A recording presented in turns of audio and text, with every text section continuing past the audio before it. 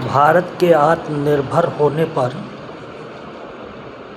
कोई भी संकट नहीं खड़ा होता है, लेकिन आज तक भारत आत्मनिर्भर नहीं हो पाया। आत्मनिर्भर था कभी, लेकिन आज की स्थिति में आत्मनिर्भर नहीं है, क्योंकि 100% हम विकसित थे, लेकिन आज विकसित नहीं है 100%।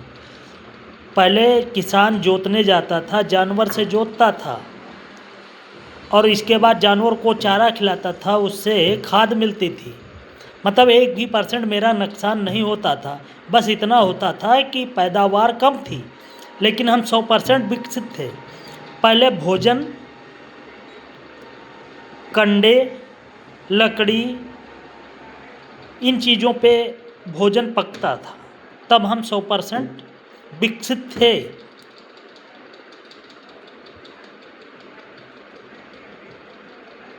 और उस समय 100% विकासशील अपने आप को कहते थे, लेकिन आज की डेट में मैं 100% विकासशील अपने आप को नहीं कह सकते। साथ ही 100% तब पढ़े होते थे, अब 100% कोई नहीं पढ़ा है, क्योंकि ब्राह्मण को 100% कंठस्थ होता था सब कुछ। अब 50% में किताब है, किताब में एक 5% लोगों को याद नहीं। अब ऐसी स्थिति में भारत का ज्ञान क्या होगा?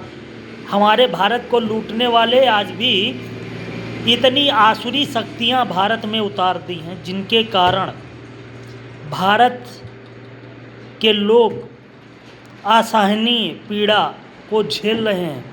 मैं भारत सरकार से अनुरोध करता हूं कि आपकी दया पे लोग सभी जी रहे हैं। नेता ये न समझें कि जिस दया पे लोग जी रहे हैं उनको आत्मनिर्भर बनाएं। दया का मतलब होता है उन्हें कोई ज्ञान नहीं, वो कुछ नहीं कर सकते, जो उनको दया पर जी रहे हैं, जिंदा हैं, उसी हिसाब से जीना है। ऐसा भारत किस काम का, जहाँ पे लोग दूसरों के टुकड़ों पे पलें। हर व्यक्ति को सशक्त बनाना भारत की प्रथम प्राथमिकता होती है।